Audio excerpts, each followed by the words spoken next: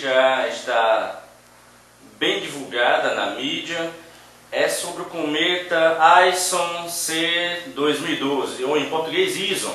O ISON C 2012, ele foi descoberto ainda em setembro do ano passado por dois astrônomos russos. Eles descobriram o cometa e acabou sendo batizado de C 2012 S1 ISON. E a órbita dele calculada ficou bem claro que ele passaria muito próximo do Sol. Na verdade, é uma distância de 1,3 raios solares do seu centro. A esta distância, o cometa passará pela atmosfera solar, uma região rarefeita muito mais quente do Sol, chamada de coroa solar.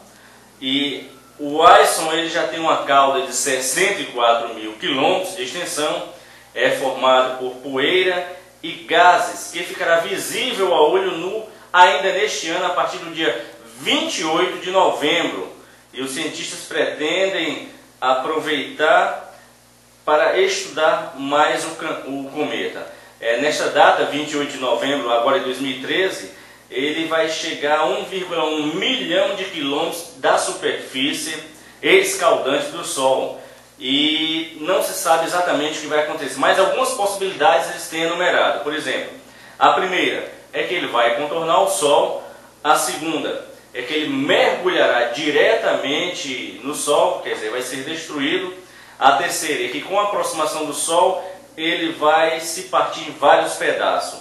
A terceira é que ele vai se autoconsumir, vai se destruir totalmente.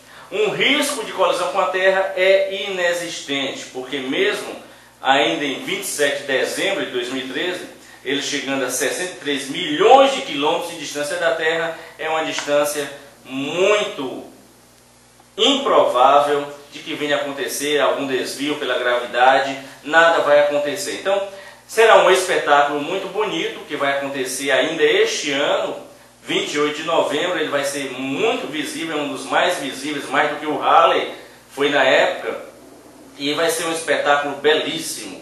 Como nós lemos em Mateus 21, 25, haverá sinais no Sol, na Lua, nas estrelas, e na terra as nações ficarão perplexas pelo bramido do mar e das ondas. Agora é interessante que os cometas eles sempre causaram uma sensação, uma busca de ver o ocultismo, diziam que os cometas traziam maus presságios, e o Halley foi um dos que trouxe mais notícias neste planeta, um dos que causou maior tormento para a população em 1910. Escute aqui essa história que é bem interessante, porque desde os tempos remotos os homens sempre tentaram dizer que os cometas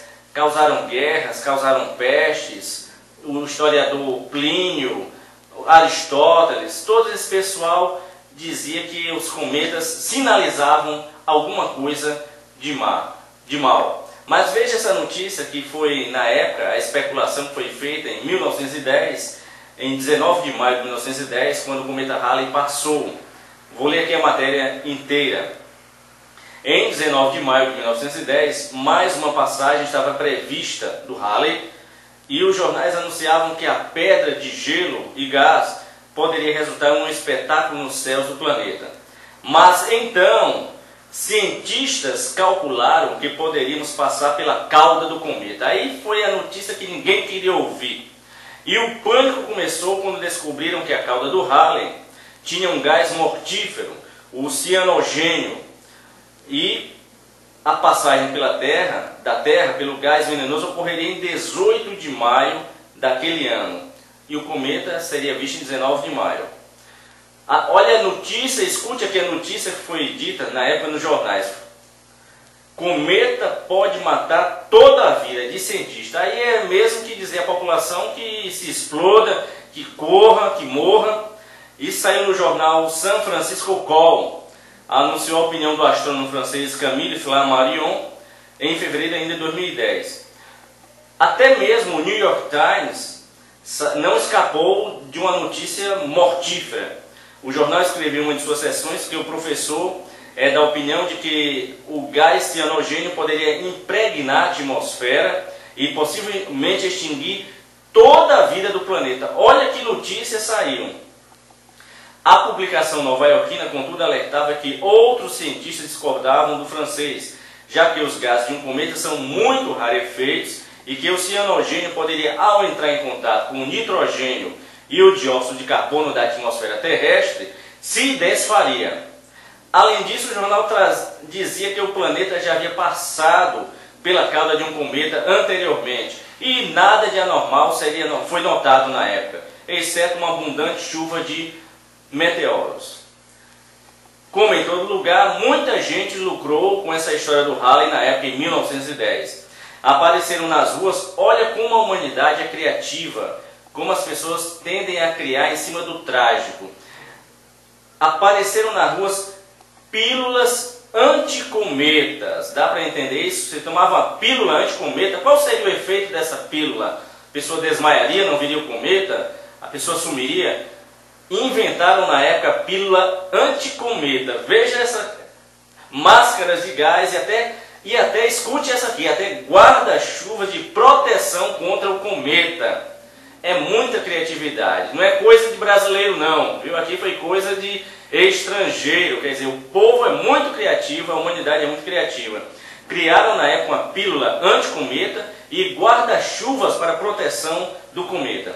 Crianças em Chicago pediam para ficar em casa com medo do gás. Fazendeiros de Wisconsin tiraram os para-raios de seus celeiros com medo de atrair alguma pedra. Organizações distribuíram panfletos que orientavam as pessoas a fecharem as janelas para que o cianogênio não entrasse. E em um caso curioso, escute aqui esse caso curioso, relatado pelo Los Angeles Herald, um homem do estado americano do Arizona entrou em pânico porque a cauda do cometa estaria sufocando ele. O homem teve que ser trancado na prisão da cidade de Carter. Segundo o jornal, o americano dizia que a cauda perseguia ele.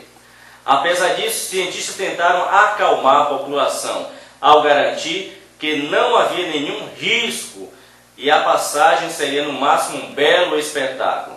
Para os não apocalípticos, o Halley foi sim um grande espetáculo.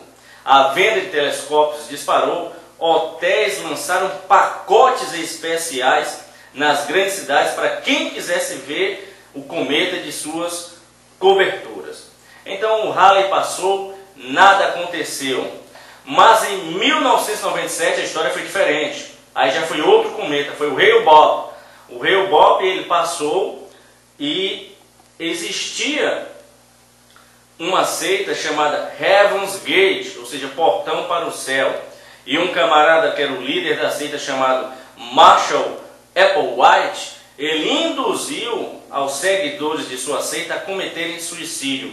Na época morreram 39 pessoas, 21 mulheres e 18 homens. E esse camarada, o Marshall Applewhite, ele dizia que, seguindo o Hale-Bopp, estava vindo uma nave espacial extraterrestre levar os cidadãos que faziam parte de sua seita, e que era preciso primeiro morrer para que essa espaçonave levasse todos eles dali, porque o mundo iria acabar. O resultado é que todas essas pessoas suicidaram-se, morreram, o cometa Hale-Bopp passou e nada catastrófico aconteceu. Então tome cuidado com as notícias que saem por aí. Já estão especulando em relação ao Ison 2012, tem vídeos aí na internet dizendo que a formação dele é diferente, é estranha, que tem dois objetos do lado dele que estão guiando o cometa e que não será possível saber se ele vai colidir com o Sol ou não.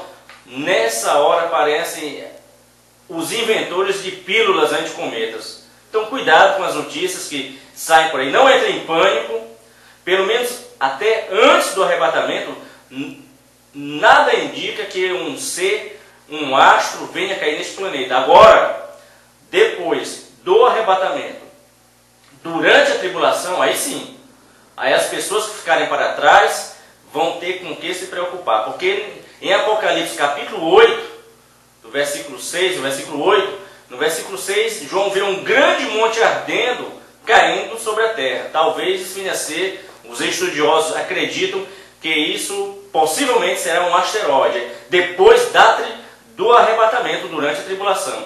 E no versículo 8, uma estrela vai cair sobre a terra, vai envenenar as águas potáveis, as nascentes. E os estudiosos acreditam que aí sim será um cometa que vai colidir com a terra. Mas ouça bem, essas coisas acontecerão durante a tribulação. Por isso é que nós sempre alertamos: esteja com a sua vida no altar, porque a palavra de Deus diz, lá em Mateus 24, Jesus falando da sua segunda vinda, que será um tempo único.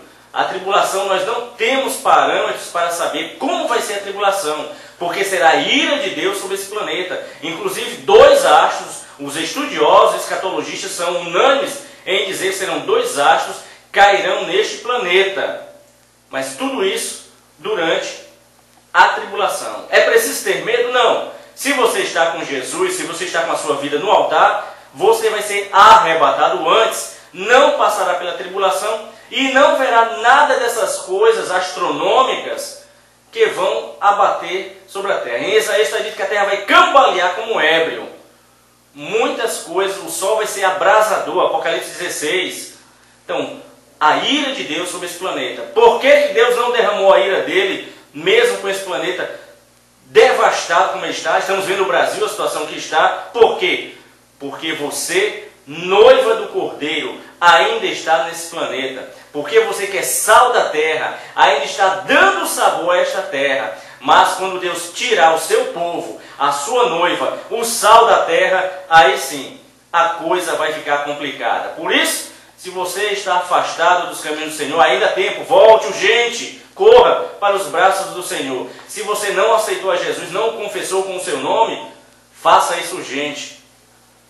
Deus não precisa de nós, mas nós precisamos diariamente da misericórdia de Deus. Porque a nossa vida é como uma vela, basta um sopro e ela se vai. Então, fique alerta, em 2014 em diante, muitas coisas vão acontecer no céu e na terra, mas igreja do Senhor, não há motivo para pânico, para especulação, para medos, terrores, não. Fique ciente que o guarda de Israel, Jesus Cristo de Nazaré, tem guardado você, sua família. Você está debaixo das mãos protetoras do Senhor. Não há motivo para pânico. Leia a palavra, não acredite nesses ventos de doutrina, nessas notícias especulativas, nessas notícias de destruição, de mortandade, nada disso. Fique certo que Jesus está com você. E a palavra de Deus diz que 1000 cairão do teu lado e 10.000 à tua direita, e você não será atingido, que praga nenhuma chegará na sua tenda. Então não há motivo para ter medo, estar se preocupando com que vai cair isso, nada disso.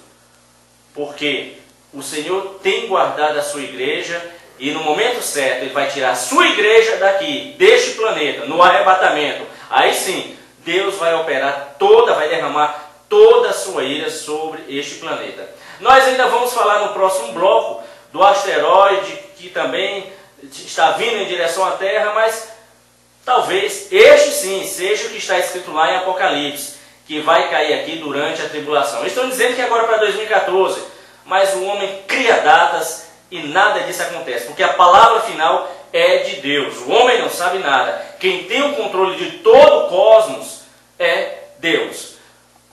Que Deus te abençoe poderosamente. Fique ligado no programa Jesus está voltando no bloco Notícias Proféticas. Fique ligado.